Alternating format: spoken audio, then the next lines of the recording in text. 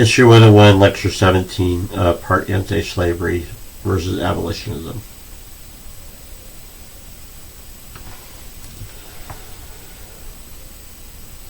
Another important aspect of slavery in the United States before the Civil War is we need to talk about, and partly the political aspects of it too. We want to go over two terms that historically they kind of get combined into one, and so you don't get the spectrum or the breadth of attitudes towards slavery in the United States before the Civil War. The two terms are anti-slavery and abolition. On the surface, for historically generations past, it kind of gets treated as the same thing. When you study history, when you study the primary documents, when you study how people wrote, what they thought, you get the sense that there's a spectrum on this thought from anti-slavery to abolition. And so we want to talk about how these two terms are different. So we'll start with anti-slavery. So for someone who is anti-slavery, what that generally means is they're opposed to slavery. They do not want its expansion. Okay. Anti-slavery is the majority point of view for Northerners during the first half of the 19th century. Before the Civil War, even up to the Civil War, a majority, meaning more than 50%, like a good solid majority, 2/3, 3/4, depending on the era, but generally the general Northern attitude about slavery before the Civil War was that slavery is wrong. It does not need, its eventual abolition will be done through restricting slavery to the states where it's legal, and eventually they'll either states where slavery is illegal, they'll wake up one day and either go, slavery is not economically efficient in a free market capitalist economy, or two, they'll come to think or believe that it's a moral wrong and free their slaves. Okay, that's the majority point of view for Northerners before the Civil War. Slavery is wrong. To end it, it just needs to be restricted. Okay. If you are anti-slavery in the North, generally you believe in what's called gradual emancipation. For most Northerners, even up to the eve of the Civil War, even up to practically Fort Sumter, and even after sometimes,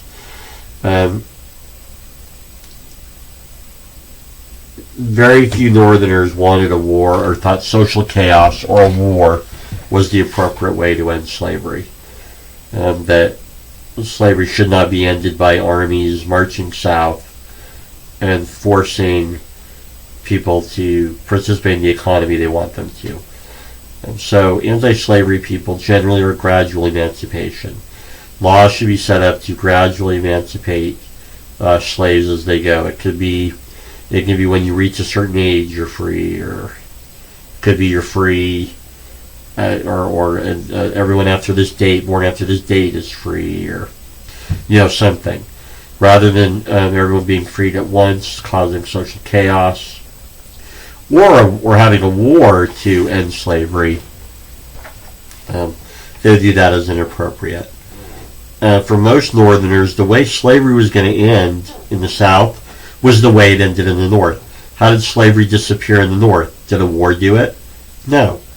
More and more Northerners, socially, more and more Northerners came to believe one of two things. One, that slavery is not efficient in a market-driven capitalist economy. And number two, slavery is a moral wrong. Okay? And so for Northerners, for a lot of Northerners before the Civil War, even up to the eve of the Civil War, you don't need, nor should you want, a war to end slavery. Because that it doesn't need to end like that.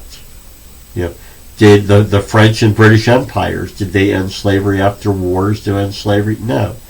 The British and the French empires, they just ended slavery in their empires. The social. As more and more of their people came to believe that owning unfree labor is morally wrong or not economically efficient, they ended it. You know, so for Northerners, that's how slavery was going to end in Georgia and Alabama and Louisiana. Slavery was going to end as Southerners, as Southern slave owners woke up one day and realized that slavery is not economically efficient. It's expensive. It's inefficiently expensive. I mean, we'll go over prices later, but I mean, owning and maintaining slaves, massive overhead on your profits. Massive overhead on your profits. Okay, I mean, and so and that's an interesting thing when you study Northern views about slavery from an economic point of view. A lot of Northerners are just like shocked. Like, how are you maintaining profitability? You know, these cotton plantations. How can you? The overhead of owning and maintaining a slave population is severely economically inefficient.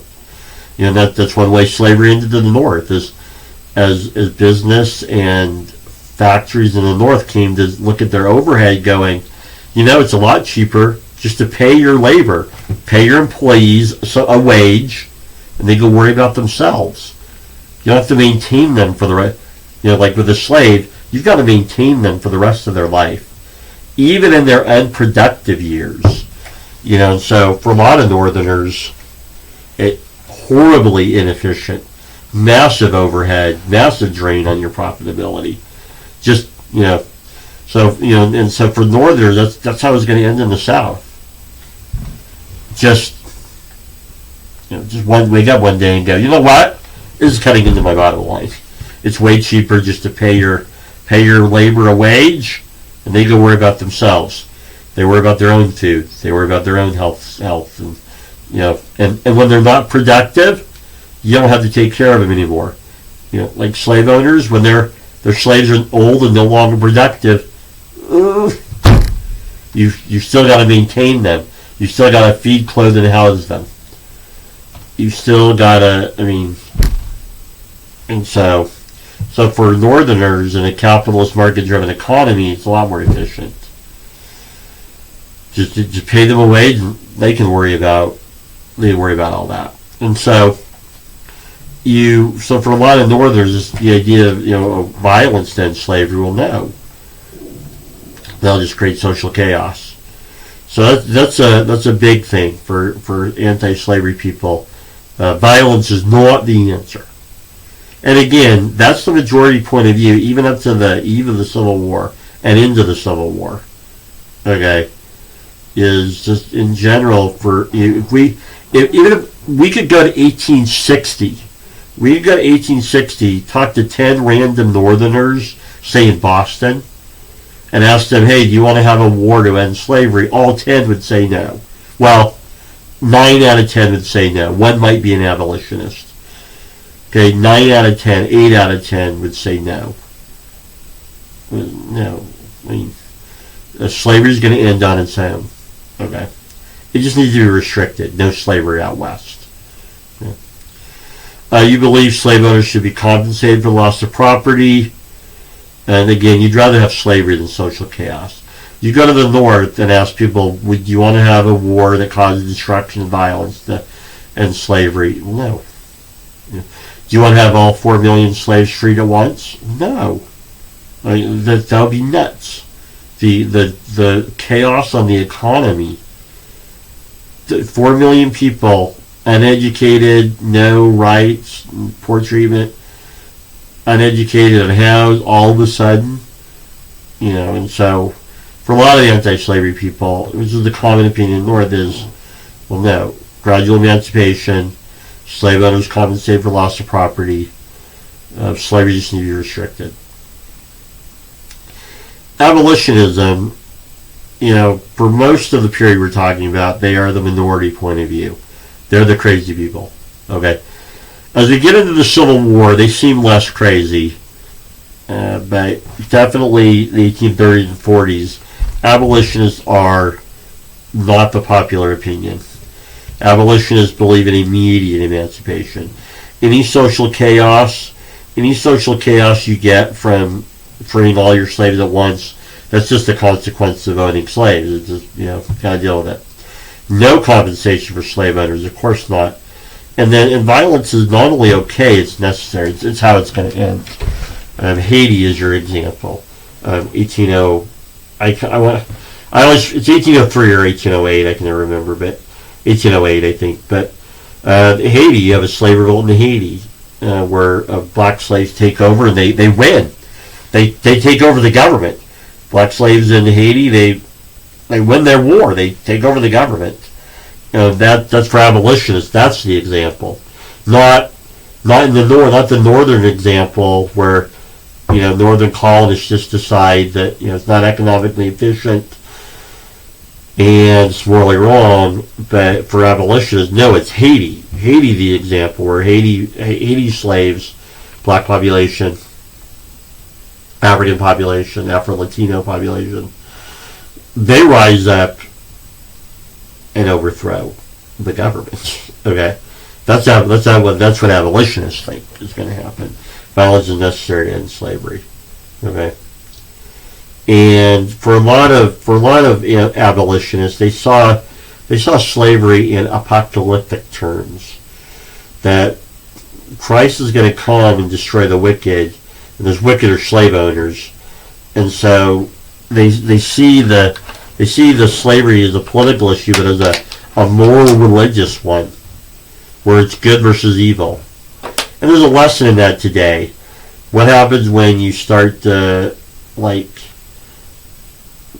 paint yourself in the terms of I'm completely good because I have the correct opinion, and they're completely evil because they have the wrong opinion? That's going to escalate into some things, right?